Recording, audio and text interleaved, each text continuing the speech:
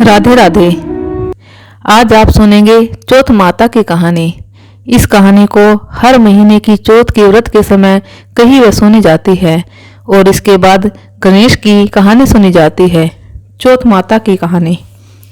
एक नगर में एक बूढ़ी माँ रहती थी। वह अपने बेटे की सलामती के लिए 12 महीनों की चौथ का व्रत करती थी। हर चौथ को पंसारी से थोड़ा सा गुड़ और घी लाकर 4 लड्डू बनाती, एक बेटे को देती, एक से पूजा करती, एक हथकार के लिए निकालती और एक चांद उगने पर खुद खा लेती। एक बार उसका बेटा ताई से मिलने गया। ताई ने वैसाखी चौथ का व्रत रखा था। ताई से पूछा, माँ तो 12 चौथ करती है। ताई बोली, तेरी माँ तेरी कमाई से तरमाल खाने के लिए 12 चौथ करती है। तू प्रदेश जाए तो वह एक भी चौथ नहीं करेगी।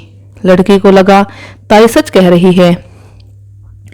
घर आकर माँ से कहा, मैं प्रदेश जा रहा हूँ, यहाँ तू मेरी कमाई खाने पीने में ही उड़ा देती है। माँ ने समझाकर रोकना चाहा पर बेटा नहीं माना। माँ ने उसे साथ ले जाने के लिए चौथ माता के आंखें दिए और कहा, मुसीबत में ये आंखें तेरी मदद करेंगे। वह आंखें लेकर रवाना हो गया। घूमते हुए एक नगर में पहुंचा। उसने देखा एक बूढ़ी माँ रोती जा रही थी और पुआ बनाते जा रही थी। उसने कारण पूछा तो बूढ़ी माँ ने कहा, बेटा इस नगर की पहाड़ी पर एक दैत्य रहता है। पहले वह नगर में आकर कई लोगों को खाने के लिए मार देता था।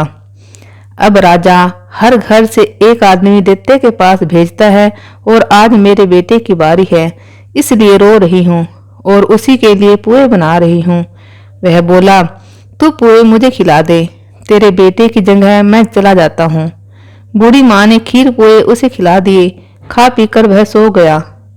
रात को राजा के सैनिक आए तो बूढ़ी माँ ने उसे भेज दिया। दैत्य के सामने पहुंचने पर उसने चौथ माता के आंखें दैत्य की तरफ फेंक कर कहा, हे चौथ माता, यदि मेरी माँ मेरी सलामती के लिए व्रत करती है तो दैत्य का सिर कट कर गिर जाए। तुरंत दैत्य का सिर कट गया। लड़का वापिस आ गया।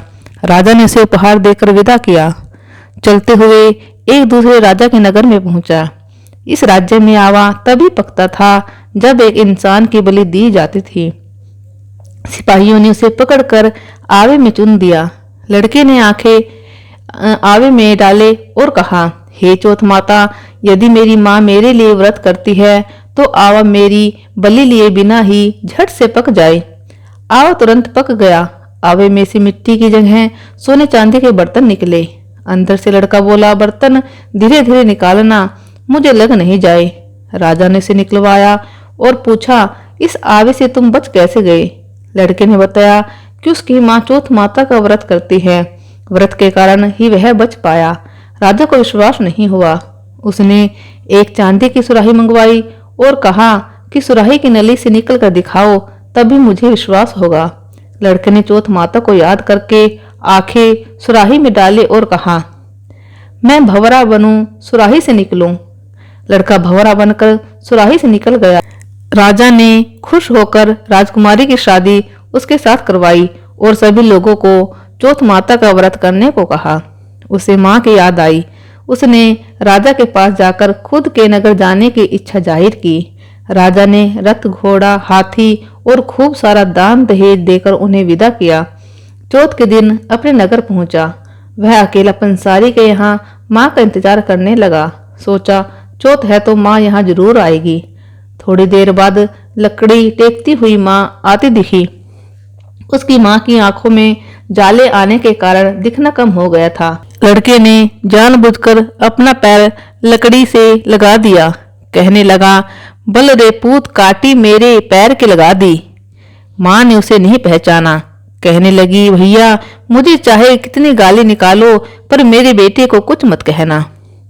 बेटा माँ के चरणों में गिर पड़ा। कहा, माँ मैं तेरा ही बेटा हूँ, मुझे माफ कर दो। माँ ने उसे गले लगा लिया।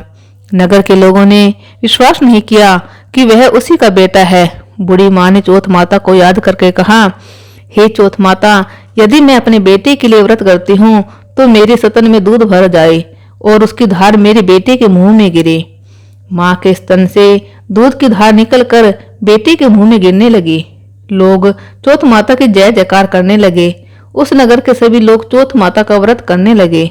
हे चौथ माता, जैसे बूढ़ी माँ और उसके बेटे की सहायता की, वैसे हमारे भी करना। कहानी कहने सुनने और हुंकारा भरने वाले पर कृपा करना। बोलो चौथ माता की जय। आइए अब सुनते हैं गणेश भगवान की कथा, क्योंकि इस कथा के बिना आपका व्रत अधूरा है। आओ सुने गणेश विनायक की कथा। एक बार भगवान शिव तथा माता पार्वती नर्मदा नदी के किनारे बैठे थे। वहां माता पार्वती ने महादेव जी के साथ चौपड़ खेलने की इच्छा की। तब शिव जी ने कहा, हमारी हार जीत का साक्षी कौन होगा? तब भगवान शिव ने कुछ तिनके इकट्ठे किए, उसका एक पुतला बनाकर उसकी प्राण प्रतिष्ठा कर दी और पुतले से कहा, बेटा, हम चौपड़ खेलना चाहते हैं, परंतु हमारी हार जीत का फैसला करने वाला कोई नहीं है, इसलिए तुम बताना कि हम दोनों में से कौन हारा और कौन जीता। उसके बाद भगवान शिव तथा माता पार्वती का चौपड़ खेल शुरू हो गया। यह खेल 3 बार खेला गया और संयोग से तीनों बार माता पार्वती ही जीती। खेल समाप्त होने के बाद बालक से हार जीत का फैसला करने के लिए कहा गया, तो उस बालक ने महादेव को विजयी बताया। यह सुनकर माता पार्वती क्रोधित हो गई और क्रोध में उन्होंने बालक को लंगड़ा होने, कीचड़ में पड़े रहने का श्राप दे दिया। बालक ने माता पार्वती से माफी मांगी और कहा कि यह मुझसे अज्ञानतावश हुआ है, मैंने किसी द्वेष भाव से ऐसा नहीं किया। बालक द्वारा क्षमा मांगने पर माता ने कहा, यहाँ गणेश पूजने के लिए न कन्याएं आएंगी, उनके कहे अनुसार तुम गणेश व्रत करो, ऐसा करने से तुम मुझे प्राप्त करोगे। यह कहकर माता पार्वती शिव के साथ कैलाश पर्वत पर चली गई। 1 वर्ष के बाद उस स्थान पर ना कन्याएं आई। तब ना कन्याओं से श्री गणेश जी के व्रत की विधि मालूम करने पर उस बालक ने 21 दिन लगातार गणेश जी का व्रत किया। उसकी श्रद्धा से गणेश जी प्रसन्न हुए। उन्होंने बालक को मनोवांछित फल मांगने के लिए कहा। उस पर उस बालक ने कहा, हे विनायक, मुझ में इतनी शक्ति दीजिए कि मैं अपने पैरों से चलकर अपने माता पिता के साथ कैलाश पर्वत पर पहुंच सकूं और वे यह देख प्रसन्न हों। तब बालक को वरदान देकर श्री गणेश अंतर्ध्यान हो गए। इसके बाद वह बालक कैलाश पर्वत पर पहुंच गया और कैलाश पर्वत पर पहुंचने की अपनी कथा उसने भगवान शिव को सुनाई। चौपड़ वाले दिन से माता पार्वती शिव जी से विमुख हो गई थी।